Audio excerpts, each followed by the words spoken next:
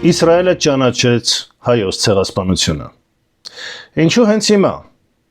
Որոշումն ընդունվել է 2026 թվականի հունիսի 28-ին այսօր,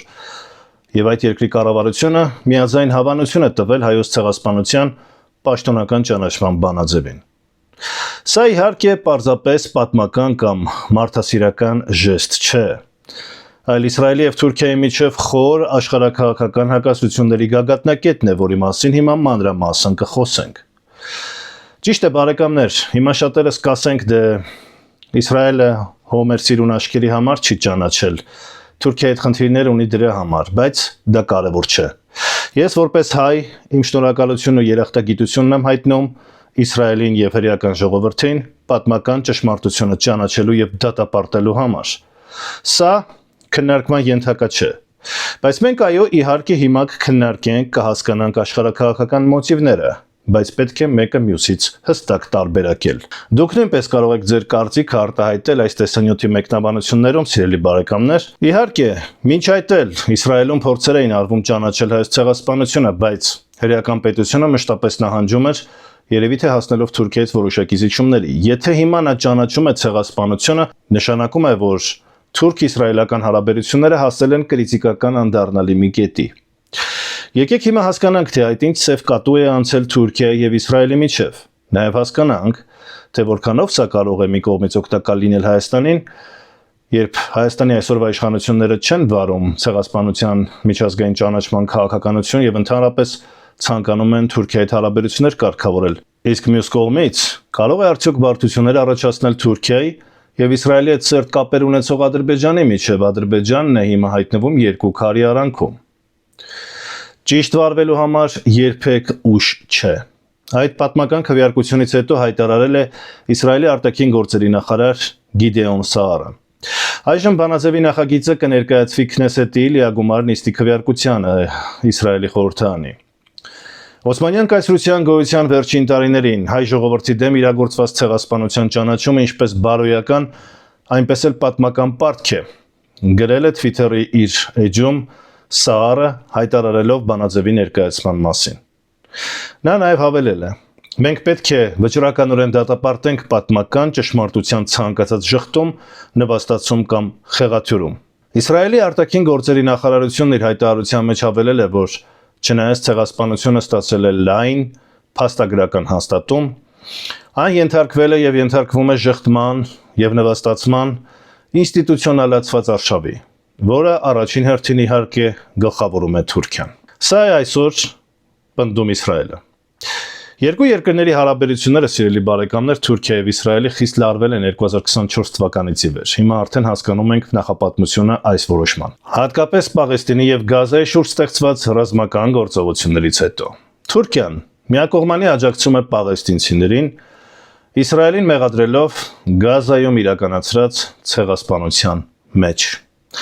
Ահա գլխավոր մոտիվը, թե ինչու է Իսրայելը այսօր ճանաչում հայոց ցեղասպանությունը։ Տեսեք, նախկին գնահատականները, որոնք Ռեջեփ Թայիփ Էրդողանի եւ Բենյամին Նեթանյահուի հրապարակային վեճերը դիտարկում էին որպես դիվանագիտական թատրոն, պահպանելով փակ գործընկերությունը իրականում, բայց դրանք արդեն վերջնականապես հնացել են։ Կողմերը անցել են բացահայտ ռազմավարական մրցակցության կարգավիճակի։ Առևտրային եւ իրավական բոյկոտից սկսենք։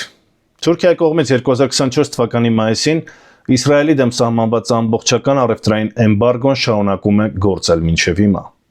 Ավելին, Անկարան անցել է աննախադեպ քայլերի միջազգային հարթակներում Իսրայելի բարձրագույն ղեկավարությանը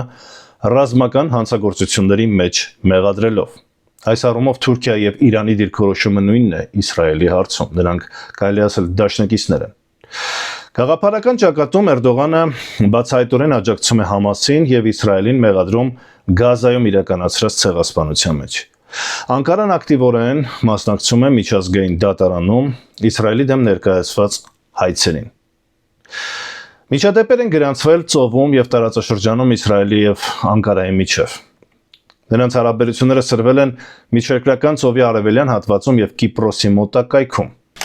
Ցեղասպանի ու բռնարարի պիտակը շալակած Իսրայելն ու Թուրքիան միմյանց մեղադրում են ցեղասպանության համար։ Կնճռոտ հարաբերությունները գերլարվեցին Գազայի պատերազմի ընթացքում։ Անկարան այժմ կարծես պարտնալից հռետորաբանությունից անցել է կոնկրետ քայլերի։ Թուրքիան սառեցնում է Իսրայելի հետ ամբողջ առևտրաշրջանառությունը, դադարեցնելով առևտրային գործակցությունը։ Թուրքիայի առևտրի նախարարը հայտարարել է, որ պատժամիջոցները կշարունակվեն այնքան, քանի դեռ Թել Ավիվը չի թույլատրել հումանիտար բեռների անխոչնդոտ մատակարարումներն անկլավ։ Գազայի բնակչության դեմ Իսրայելի ցեղասպանության հարցը մշտապես Թուրքիայի օրակարգում է, հայտարարել է Էրդողանը, միամտաբար մոռացության տալով Օսմանյան կայսրության սահմռկեցուցիչ հանցագործությունները։ Մենք հավատարիմ ենք մեր այս դիրքորոշմանն անկախ համաշխարհային սիոնիստական լոբբիի բոլոր ճնշումներից։ Որպես պետություն, որը ռասիստական ահաբեկչության պատճառով արտասահմանում կորցրել է իր տասնյակ համերկրացիներին, Թուրքիան չի կարող լռել, տեսնելով այդ հողի վրա տեղի ունեցող զազրելի դեպքերը։ Էրդողանը շտապել է հերքել հակասեմականության վերաբերյալ Թուրքիային ուղղված մեղադրանքները, դրանք անվանելով անհիմն։ Թուրքիան մերժում է հակասեմականությունն այնպես, ինչպես իսլամաֆոբիան, այլատյացությունն ու մշակութային ռասիզմի ցանկացած դրսևորում։ Ինձ ու մեր երկրին մեղադրողներին ցանկանում եմ զգուշացնել, ոչնչի չեք հասնի Թուրքիայի հետ թշնամանալով։ Ըստ Էրդողանի, այնինչ չի բխում Իսրայելի շահերից, արևմուտքի աչքում հակասեմական ու հակադեմոկրատական է։ Թուրք ղեկավարը նշել է, որ Գազայում մասսայական սպանությունների ֆոնին ուշադիր հետևում են արևմտյան քաղաքական գործիչների կեղծավոր քաղաքականությանը, որոնք տարիներ շարունակ ժողովրդավարության ու ազատության դասեր են տվել իրենց։ Աշխարհաքաղաքական մրցակցությունը տարածվել է մինչև Սիրիա եւ Կարմիր ծովի տարածաշրջան, որտեղ կողմերի շահերը բախվում են։ Հարկ է հիշել, որ երկար ժամանակ Իսրայելը, կառավարությունը Իսրայելի, արգելափակում էր ճանաչումը Քնեսետում առաջնորդվելով բացառապես պրագմատիզմով, սկզբում չցանկանալով կորցնել Թուրքիայի հետ հնարավոր բարեկամություն, իսկ հետո պահպանելով Բաքվի հետ ռազմավարական դաշինքը։ Պետք չէ մոռանալ, որ Բաքվից է գնում հիմնականում էներգակիրներ եւ նաեւ վաճառում է զենք։ Արտաքին գործերի նախարար Գիդեոն Սաարի նախաձեռնությամբ կառավարության կողմից բանաձևի միաձայն ընդունումը պայմանավորված է հետևյալ պարզ պատճառներով. թուրքական տաբուի վերացում եւ նաեւ դիվանագիտական պատասխան։ Քանի որ Թուրքիան Իսրայելի դեմ գործի է դրել միջազգային բոլոր մեխանիզմները, նաեւ տնտեսական սանկցիաներն ու բլոկադան, Թել Ավիվում հասկացան, որ զսպվածությունն այլևս իմաստ չունի։ Հայոց ցեղասպանության ճանաչումը Անկարայի համար ամենացավոտ սիմետրիկ պատասխան հարվածն է եւ հրեաները վերջապես օգտվեցին այդ վերջին զենքից։ Որպես հոլոկոստից հետո նաեւ արդարանալու խնդիրը ստեղծված պետությունը Իսրայելը ծայրեղ զգայուն է որպես հոլոկոստ ապրած ժողովուրդ, երբ նրան մեղադրում են, որ նա չի ճանաչում հայերի ցեղասպանությունը։ Եվ փաստորեն ճանաչելով 15 թվականի ողբերգությունը Իսրայելը փորձում է վերականգնել պատմական արդարության պաշտպանի իր դիրքերը եւ Անկարային մեղադրել պատմության շղթման եւ կեղծման այս համակարգված արշավի մեջ։ Փաստորեն Իսրայելը վերադարձնում է բարոյական եւ պատմական իր պարտքը։ Եվ ինչպես նշել է նախարար Սաարը, սա հրեա ժողովրդի եւ Իսրայել պետության բարոյական պարտքն է, որն այլևս չի կարող զոհաբերվել հանուն քաղաքական գործարքների։ Իսկ ազդեցությունը հարավային Կովկասի հայկական կողմի վրա ինչպիսին կարող է լինել, սիրելի բարեկամներ։ Տեսեք, Ադրբեջանի գործոնը եւ Թել Ավիվ-Բաքու առանցքը կարևոր է Իսրայելի համար։ Եվ այս քայլը Իսրայելի մարտահրավեր է ստեղծում Ադրբեջանի հետ ռազմավարական գործընկերության համար։ Բաքուն Իսրայելի առանցքային դաշնակիցն է տարածաշրջանում։ Գազի, էներգակիրների մատակարարում, ռազմական բարձր տեխնոլոգիաների դիմաց։ Իսրայելը վաճառում է ժամանակակից զենքեր, Ադրբեջանը ապահովում է էներգակիրներով։ Եվ հիմա շատ նուրբ եւ վատ դիվանագիտական երկընտրանքի առջև է կանգնում Բաքուն։ Ադրբեջանը, որն ավանդաբար Թուրքիայի հետ միասին հանդես է գալիս հայոց ցեղասպանության ճանաչման դեմ, հայտնվում է հետաքրքիր իրավիճակում։ Նրանք չեն կարող իհարկե բացահայտորեն խզել կապերը Իսրայելի հետ, հաշվի առնելով ռազմական կախվածությունը եւ Իրանի գործոնը։ Սակայն Ալիևը ստիպված է արձագանքել Անկարայի ճնշումներին եւ Իսրայելի նկատմամբ ըստ էության թշնամական վերաբերմունքին։ Եվ սա Իսրայելի մանևրն է։ Միջազգային վերլուծաբանները նշում են, որ Նեթանյահուի կառավարությունը փորձում է տարանջատել հայ-թուրքական հարաբերությունները իսրայելա-ադրբեջանական տանդեմից։ Թել Ավիվը Բաքվին հասկացնում է, որ այս քայլն ուղղված է բացառապես Էրդողանի հակաիսրայելական քաղաքականության դեմ եւ նպատակաուղղված չէ վնասելու Ադրբեջանի հետ ռազմական կապերին։ Բայց եթե Թուրքիան շատ շարունակի սեղմել, գուցե եւ Ալիևից պահանջի դիրքորոշում արտահայտել։ Այս համատեքստում ամենակարևոր եւ ուշագրավ դիտարկումը վերաբերում է հենց Հայաստանի քաղաքական դիրքորոշմանը։ Նիկոլ Փաշինյանի կառավարությունը աշխարհին մեղադրում էր, որ օգտագործում են Հայոց ցեղասպանության հարցը իրենց խաղերի համար։ Եվ հիմա ինչ դիրքորոշում պետք է արտահայտի Նիկոլ Փաշինյանը, որը վերջին շրջանում որդեգրել է Թուրքիայի հարաբերությունների կարգավորման, խաղաղության խաչմերուկի հայեցակարգն է առաջ մղում։ Այս օրակարգի շրջանակներում պաշտոնական Երևանը ցեղասպանության միջազգային ճանաչման հարցը դուրս է բերել իր արտաքին քաղաքականության առաջնահերթություններից։ Ակնհայտ է, որ Նիկոլ Փաշինյանը փորձել է խուսափել Անկարայի հետ հավելյալ լարվածությունից, հազիվ են ինչ-որ լեզու փորձում գտնել սահմանը բացելու շուրջ։ Իրական Հայաստանի կոնցեպտը ըստ էության մերժում է ցեղասպանության թեմային անդրադառնալը։ Մենք բավական արագ ենք այս թեմային անդրադարձել, դեռևս չգիտենք Հայաստանի պաշտոնական արձագանքը, Թուրքիայի պաշտոնական արձագանքը ինչպիսին է, մենք հետո այս թեմային կրկին կանդրադառնանք։ Ես ուղղակի շտապեցի, սիրելի բարեկամներ, ձեզ հետ կիսվել այն նախապատմությամբ, թե ինչու է բանը հասել դրան։ Իսրայելի կողմից ցեղասպանության ճանաչումը հստակ ցույց է տալիս, որ նույնիսկ եթե Հայաստանի կառավարությունը տվյալ պահին ակտիվորեն չի զբաղվում ցեղասպանության պահանջատիրությամբ կամ դիվանագիտական արշավներով, դա դեռ չի նշանակում, որ միջազգային հանրությունը կամ առանձին պետությունները չեն ճանաչելու այդ փաստը։ Ցեղասպանությունը որպես գլոբալ գործոն է այսօր։ Արդեն վաղուց այն դուրս է եկել միայն հայ-թուրքական երկկողմ հարաբերությունների տիրույթից։ Այն հանդիսանում է համաշխարհային պատմության, հաստատված իրողություն եւ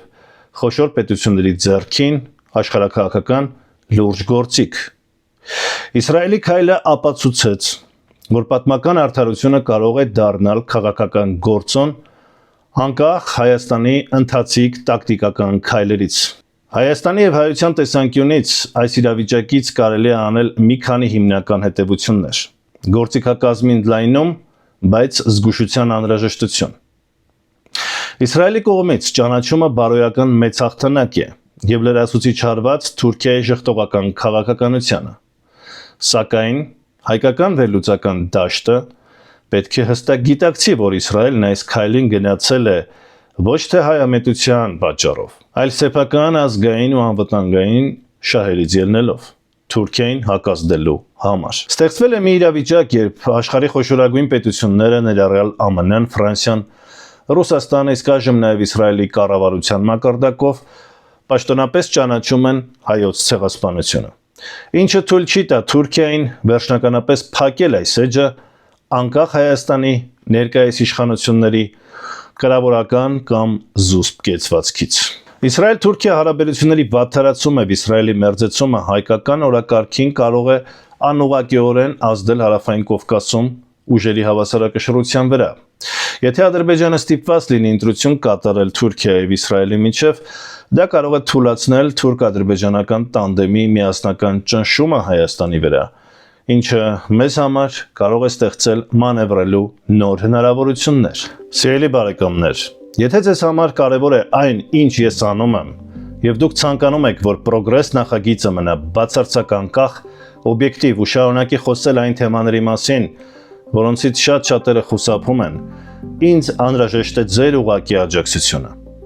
Ալգորիթմներն ու գովազդատուները չեն, որ պետք է որոշեն մեր հաղորդումների բովանդակությունը։ Դա պետք է անեք հենց դուք, բոլոր նրանք, ովքեր բաժանորդագրվել են իմ ալիքին եւ հավանում են հաղորդումները։ Այդ պատճառով ես գործարկում եմ մեր փակհամայնքը Patreon հարթակում։ Դուք իհարկե կարող եք աջակցել ուղիղ դրամական փոխանցումներով նշված քարտային հաշիվներին, բայց միաժամանակ Patreon հարթակը հնարավորություն է տալիս ամսական ընդամենը 1-2 գավաթ սուրճի գնով, $1-2 դառնալ մշտական հովանավոր եւ դրա դիմաց ստանալ բացառիկ կոնտենտ։ Դառնալով հաղորդման հովանավոր, դուք նաեւ դառնում եք պատվիրատու, ստանալով բացառիկ փակ վերլուծություններ, գնահատականներ, կանխատեսումներ, որը կարող եք տեսնել միայն դուք։ Համաշխարհային ուղեղային կենտրոնների փակ վերլուծական հոդվածներ, միջազգային կառույցների զեկույցներ, կանխատեսումներ, քաղաքագիտական գրքերի, իմ անձնական մեկնաբանություններն ու ուղիղ տետատետ շփում ինձ հետ փակ խմբում։ Ընդամենը ամսական $2-ին համարժեք դրամ ծախսելով դուք մաս կկազմեք լավ պրոգրեսիվ գործին, տալով նախագծին ազատություն եւ զարգացման երաշխիք։ Անցեք այս տեսանյութի նկարագրության մեջ կամ ամրացված մեկնաբանությունում գտնվող հղումով եւ ընտրեք ձեզ հարմար մակարդակը։ Իսկ թե տեխնիկապես ինչպես գրանցվել եւ աջակցել ես մանրամասն հիմա ձեզ ցույց կտամ։ Հղումով անցեք հենց իմ Edge-ը Patreon-ում։ Patreon-ում կոնկրետ դրամական փոխանցումների համար պետք է ընտրեք այս ֆունկցիան եւ ֆունկցիայի միջի 4 տարբերակներից ընտրեք, որը ցանկանում եք։ Բազային աջակցության տարբերակը ամսական բաժանորդագրմամբ կկազմի այսքան, որով դուք կդառնաք հովանավոր եւ պատրոն այս իմ նախագծին ընդհանուր հիմունքներով։ Կարող եք ընտրել էքսկլյուզիվ փակ տարբերակը, որտեղ կստանաք բացառիկ վերլուծական հաղորդումներ, որոնք չեն հրապարակվելու YouTube-ում։ Դուք ստանալու եք դրա նկատմամբ էքսկլյուզիվ իրավունք որպես պատվիրատու։ Progress ինտելեկտուալ ակումբում, եթե բաժանորդագրվեք այդ մակարդակում, ամսական նվազագույնը 1 անգամ, կախված նաև ձեր ցանկությունից, մի քանի անգամ, ես կներկայացնեմ որևէ գրքի վերլուծություն, ամբողջական վերլուծություն։ Դուք կարող եք առաջարկել նաև ձեր տարբերակները, գրքային ակումբի անդամ կարող եք դառնալ, մասնակցելով, մաս կազմելով ինտելեկտուալ մի համայնքի։ Եվ վերջապես VIP տարբերակում մենք կունենանք ուղիղ շփումներ Telegram-ի միջոցով, որտեղ դուք կարող եք ուղղել ձեր հարցերը, ձեզ մտահոգող թեմաների վերաբերյալ եւ ստանալ իմ անմիջական վերլուծությունն ու պատասխանը։ Այսպես դուք կդառնաք հովանավոր եւ մաս կկազմեք այս նախագծի հավերժացմանը։ Շնորհակալ եմ, նախապես շատ շնորհակալ եմ ձեր մասնակցության եւ աջակցության համար։ Կհանդիպենք։